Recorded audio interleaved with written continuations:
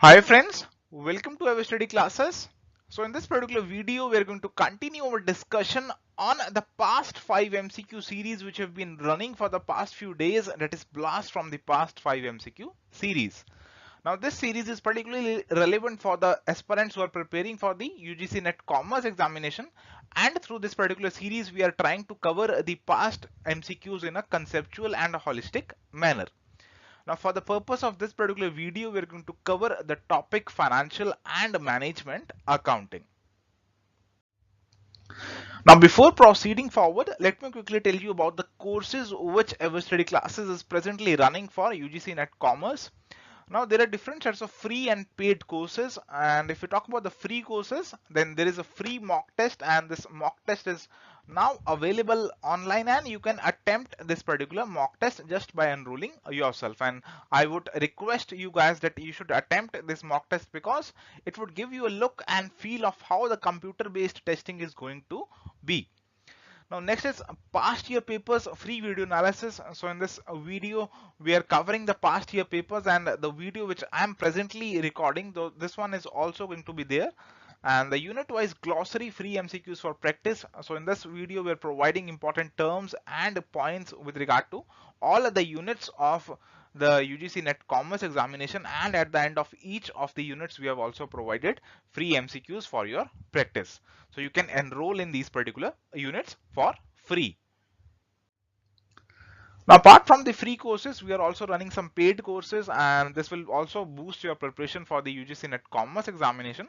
So we are running a test series, and this test series is divided into two parts. One is a full length mocks only test series in which we are providing 6 full length mocks, and the other one is a complete test series in which we are providing unit wise sectional tests containing 100 questions each, and there are also 6 full length mock tests for your practice. So friends, let's start with the first question. This is an assertion, a reasoning based question, and the assertion reads as: debt equity ratio indicates the long term solvency of a company, and the reasoning is that it measures the ability of the company to pay off its long term liabilities. And we have to select the correct answer from the code given below, and the codes, they are same for all the assertion reasoning based questions. And the first code is both are correct and R is the correct explanation, and second is both are correct but R is not the correct explanation, and third is A is correct but R is wrong, and fourth is A is wrong but R is correct. So this is a typical assertion reasoning based question based on the concept of debt equity ratio. So if we understand this concept of debt equity ratio, we can easily answer this question. Now debt equity ratio, it gives the proportion of the debt which is there in the company relative to its equity. So in quite simple terms, it means how much the money of outsiders is invested in proportion to the money of insiders. So it is long-term debt divided by the shareholder funds. So this ratio is going to measure the indebtedness of an enterprise. Now because if an enterprise is having so much of debt as compared to the owned funds or the shareholder funds, it is going to give a high debt equity ratio. So this would naturally be risky because this would mean that the firm is employing more of the outsiders or borrowed funds and less of the insider funds. So this would also worry the outsiders because they would be worried that why the firm is not putting insider money, why they are solely dependent on us. So this is the reason behind that debt equity ratio should be lower, and this is, if this ratio is lower, it is generally preferred by the different debt holders. So if the debt component of the total long-term funds employed is small, the outsider feels more secure and vice versa. So this debt and equity, more or less, it comprises all the long-term funds of the company. And if the debt component, it is small, if the debt component is say 100 and the shareholder funds are around 200 crores, this would mean that the shareholder funds are double the amount of debt. So this would mean security for the debt holders. So that's why it's a very good position for the company and the debt holders. So now let's try to answer this question. So here the assertion reads: debt equity ratio indicates long-term solvency. Now this is true because long-term solvency means solvency in the long run, and it would mean that the company is able to meet all its obligations in the long run.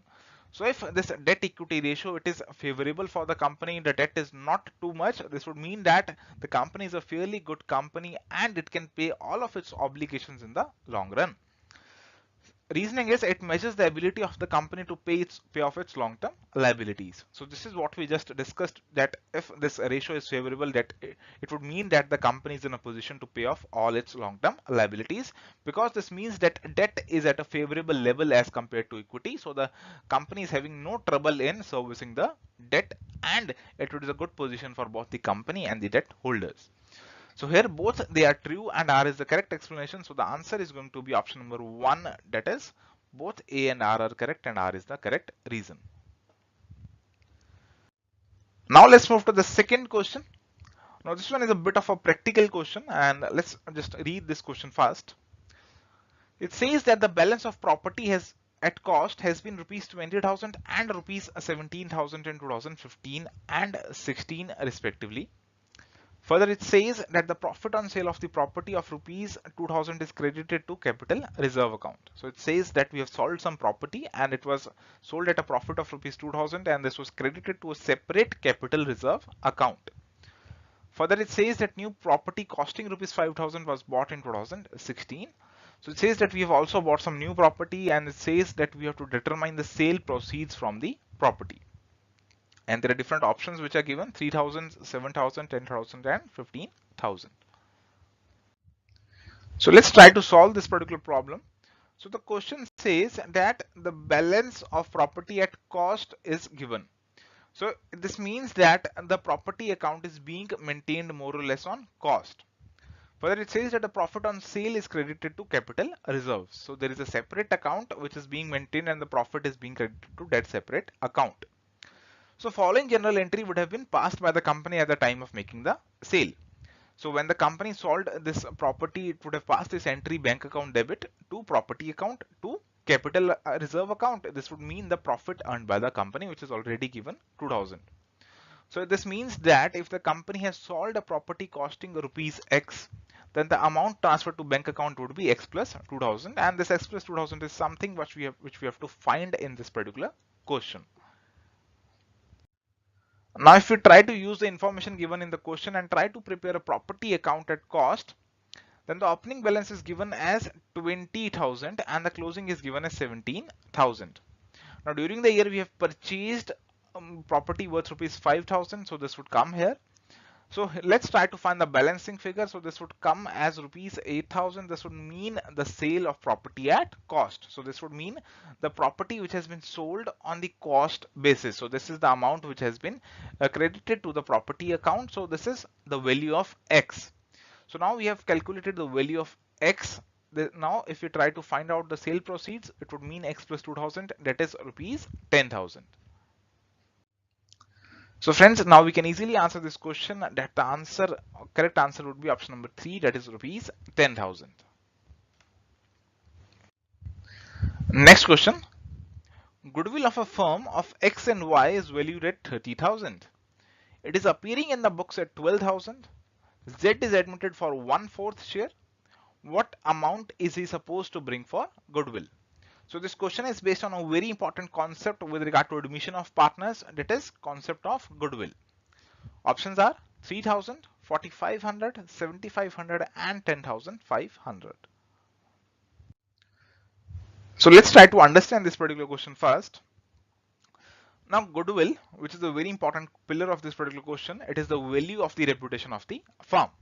Now this reputation is built because you have a higher rate of profits earning over the normal profits. So you are earning something extra. And now when the firm it admits a new partner in it, this would mean that all the partners would now be sharing this particular extra profits. So now in a way the old partners, the earlier partners, they have sacrificed a part of their profits. So for this sacrifice which they are making, the new partner is required to bring in compensation, and this compensation is in the form of goodwill. So if the goodwill account is already there in the books of accounts, so there can be different sets of cases, that is if the goodwill account is not there, if the goodwill account is already there, and many other sets of different cases which we are going to regularly discuss with the upcoming videos. Now, if the goodwill already is existing in the books of accounts, this would mean that it should be written off by adjusting through old partners capital account. So old goodwill is something which is just related to the old partners, and the new partner does not have anything to do with the already existing goodwill. The new partner will only be doing with regard to the goodwill which is established now. So here the goodwill of the firm is rupees 30,000, and it is being said that Z is admitted for 1/4 of the share. So this would mean that he has to bring a goodwill amounting to 1/4 of 30,000. So this would be around rupees 7,500. So you can see that this was a very easy question. So this was a very simple question, and this question could have been easily answered by just taking a look at 30,000 and multiplying it by 1/4 and completely ignoring the value of 12,000 because it is already appearing in the books and this is not relevant when the new partner comes in. So the answer is option number 3, that is 7,500. Now let's move to the next question. A Limited issued a prospectus inviting application for 2,000 shares. Applications were received for 3,000 shares and pro rata allotment was made on the application of 2,400 shares. So this would mean that 600 applications were outrightly rejected. Now if A has been allotted 40 shares, so the number of shares allotted to A is 40, then how many shares he must have applied for? Now this is very clear that since he has been allotted 40 shares, this would mean that he has applied for more than 40 shares. So the correct answer has to be more than 40 only. So here the applications for 3,000 shares were received, out of which 600 outrightly rejected and 2,400 were allotted 2,000 shares. So this means that 2,000 shares were allotted for 2,400 shares. So if you applied for 2,400 shares, you would have got 2,000 shares. So this in a way means that if you would have applied for 1.2 shares, you would have got 1 share. That is 2,400 divided by 2,000. This is simply unitary method. So if you would apply for 40 shares, this would mean that you would have applied for how many shares? 40 into 1.2, that is 48 shares. So this means that you would have applied for 48 shares. So now we can easily solve this question that the correct answer is going to be option number 3, that is 48 shares. So now let's move to the next question. Which one of the following receipts is of a revenue nature? Options are amount realized from the sale of investment, dividend received on investment, amount borrowed from bank, compensation received from municipal corporation for acquisition of land for the construction of road. So to answer this question, we must be aware about the distinction between capital receipt and a revenue receipt. Now, revenue receipts are those receipts which are recurring in nature. For example, if you're selling goods and receiving the money, this is a recurring in nature and this would become a revenue receipt. If you're earning interest on a regular basis, if you are earning commission, if you're earning rent, then again it would be a revenue receipt. And also if you're earning a dividend on a regular basis, you have invested your money in the different sets of companies, this would also mean that it is a revenue receipt. On the other hand, capital receipts, they are non-recurring receipts. They do not occur again and again. And the benefit of these receipts, it is enjoyed for a longer time period and they are classified as capital receipts in the balance sheet. For example, the money which is brought into the capital of the business by the owner, loan from the bank, sale proceeds of the fixed assets, etc. So this would be classified as capital receipt. So this is the difference between the two. Revenue receipt is recurring day to day and capital receipt is non-recurring almost one time. So now let's try to answer the different kinds of statements. So first is amount realized from the sale of investments. So this is transferred to capital reserve and this is a capital receipt account. So if you are selling the investments and receiving the money, this is a capital receipt account. And if you have received a dividend on investment, now so if you are receiving dividend on investment, this is not something which is one time investment or non-recurring. This is something which is going to recur in future. You are going to receive dividend in future also. So this would mean that it is not a capital receipt but a revenue receipt. Next is amount borrowed from a bank. So this again would be a capital receipt because this is non-recurring in nature. Next is compensation received from municipal corporation for acquisition of land for the for the construction of a road. Now this one would be a capital receipt because this is something which is one time. This is not going to be something which is happening one day or the other in the company. This is something which would happen just once in a while. So this again would become a capital receipt. So now we can easily answer this question that the dividend received on investment is of revenue nature, while all the others they are of capital nature. So friends, this was all about our discussion on 5 of the past important MCQs with regard to UGC NET Commerce examination. Thank you friends. If you enjoyed this video, please like it on YouTube, subscribe to our YouTube channel and share it with your friends.